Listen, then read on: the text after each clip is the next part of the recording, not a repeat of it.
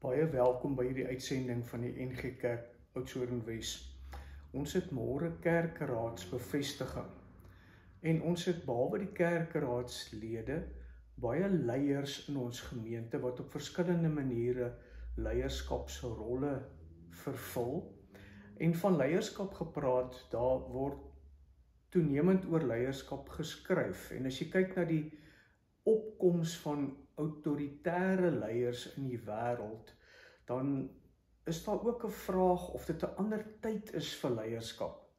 Ek dink mense kry verskillende soorte leiers. Jy kry leiers wat sterk standpunt inneem, sterk leiding neem.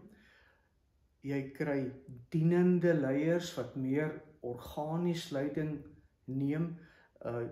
In rugby is dit altyd interessant dat hulle sê iemand praat min, maar hy lei deur sy voorbeeld, of dan nou iemand motiveer mense en hy praat. Ek dink op die spektrum kan jy baie oor leierskap dink, en ek dink daar's plek in die kerk vir elke soort leier. Maar nou wil ek vra, wat is die eerste ding wat 'n volgeling van Jesus Christus en dan ook 'n leier moet doen? Ek wil vir ons 'n stukkie lees uit 1 Johannes 4 uit, vanaf vers 7. Geliefdes, ons moet mekaar lief hê, want liefde kom van God, en elkeen wat lief het, is 'n kind van God en ken God. Wie nie lief het nie, het geen kennis van God nie, want God is liefde. Hierin is God se liefde vir ons geopenbaar. Sy enigste seun het hy na die wêreld toe gestuur, sodat ons deur hom die lewe kan hê. Werklike liefde is dit, nie die liefde wat ons vir God het nie, maar die liefde wat hy aan ons bewys het, deur sy seun te stuur, as versoening vir ons sondes. Ek gaan nou verder lees, ek wil net 'n kant aantekening hier maak. God het verseker nie net gepraat oor sy liefde vir ons nie. Die Psalms praat baie oor God se liefde vir ons. Die Ou Testament praat deurlopend van God se brandende liefde vir sy volk, vir Israel. Ek dink sommer aan die gedeelte wat hy sê, eintlik moet julle gestraf word, maar my liefde brand te sterk. Dit is in Hosea 11. God het egter nie net gepraat nie, hy het sy liefde vir ons met 'n baie duidelike daad bewys, wat baie van homself gevra het, deurdat hy self in die vorm van Jesus Christus aarde toe gekom het en vir ons kom sterf het.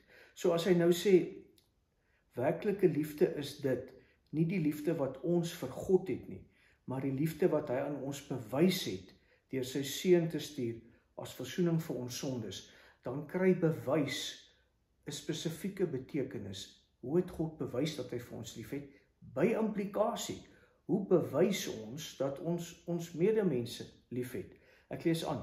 Geliefdes, as dit is hoe God sy liefde aan ons bewys het, behoort ons mekaar ook lief te hê. Niemand het God nog ooit gesien nie, maar as ons mekaar lief het, bly God in ons en het sy liefde in ons sy doel volkome bereik. Hieraan weet ons dat ons in hom bly en hy in ons. Hy het ons sy gees gegee en ons het gesien en is getuie daarvan dat die Vader die Seun as redder van die wêreld gestuur het. Wie bely dat Jesus die Seun van God is, God bly in hom en hy in God. As 'n mens hierdie gedeelte lees en jy vra vir 20 verskillende mense, as jy nou hierna kyk, wat is die eerste ding wat 'n volgeling van die Here Jesus moet doen, gaan jy verskillende antwoorde kry wat almal reg is. Iemand gaan sê, ons moet bely dat Jesus Christus die Seun van God is. Dis reg. Iemand anders gaan sê, ons moet in God se liefde bly. En as ons mekaar lief het, dan bly ons in sy liefde. Iemand anders gaan sê, ons moet mekaar lief hê. Dis die kern van wat die Here graag wil hê ons moet doen.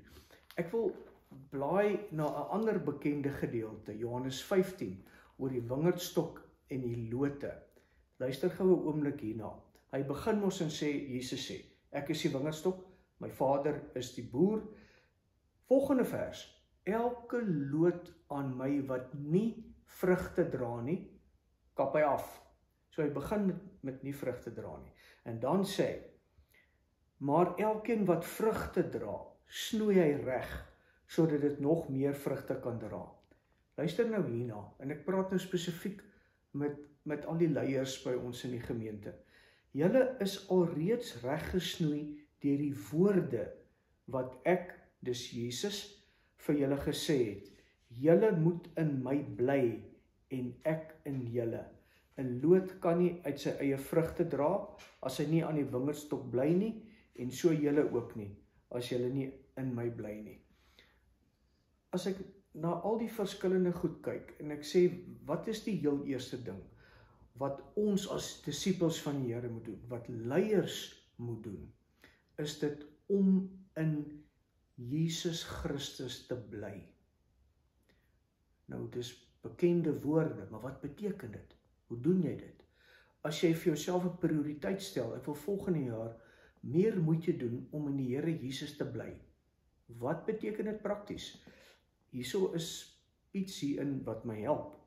Hy sê, julle is alreeds reggesnoei deur die woorde wat ek vir julle gesê het. En in die 1 Johannes 4 gedeelte staan daar, God het ons sy gees gegee. Die woord en die gees wat saamwerk, help my om in God te bly. Dit snoei my reg. Dit trek my nader. En waar ons, ek sê ons, ek ook individueel, maar ons saam met ander gelowige mense, Jesus Christus se woorde, God se woorde, na ons toe laat kom en met aandag daarna luister. En die gees van God kans gee om deur die woord met ons te werk. Daar word ons gesnoei om vrugte te dra. As jy 1 Johannes 4 vers 7 lees, dan wil ek amper sê, jy kan in die versoeking kom om te sê, die eerste ding wat ons moet doen is om mekaar lief te hê. Ek dink die eerste ding wat leiers moet doen, is om in God te bly, nader aan Jesus Christus te kom, te groei in hulle verhouding met hom. Hoe? Deur hulle persoonlike tyd saam met God.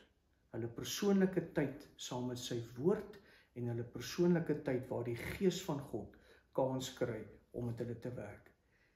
Ek weet, ons weet dit almal.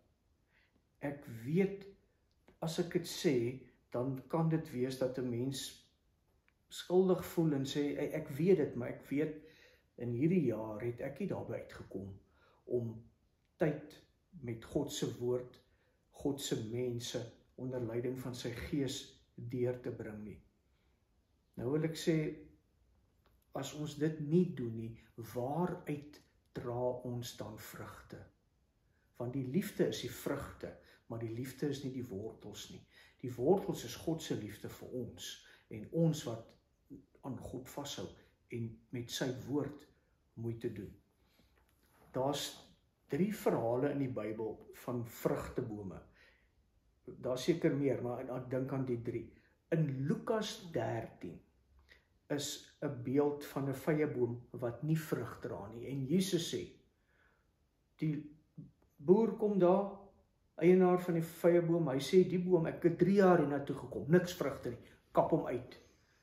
Dan sê die tuinier, gee my nog 'n kans, kom ons gee hom nog 1 jaar kans, laat ek hom bemes en vir hom water gee, dan kyk ons of hy nie gaan vrugte dra nie. Wat is bemesting en water vir 'n Christen om te kan vrug dra? Ek vra dit vir jou, dink in jou eie lewe daaroor na. Iemand het een keer vir my gesê oor gras wat dood was. Toe sy gras het net 2 goed nodig, kos en water. Ek dink ons het ook net dit nodig, kos en water, geestelike kos en geestelike water. En waar kry ons dit? Ons kry dit by die Here Jesus, ons kry dit by sy woord en sy gees, ons kry dit by die gemeenskap van die gelowiges. ons kry dit ook as ons gawes weet en uitleef en moeite daarmee doen. Maar moeite is 'n belangrike woord. Sonder moeite, geen groei nie. Sonder gehoorsaamheid, geen groei nie.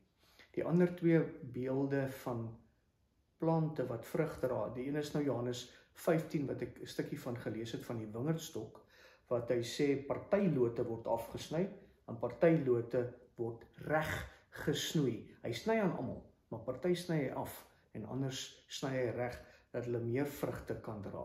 En die derde beeld is in Matteus 21, van die vyeboom daar, wat Jesus op pad na die tempel toe, na die vyeboom toe gekom het, baie blare aangehad, mooi gelyk van ver af, maar toe hy by die vyeboom kom, geen vrugte nie.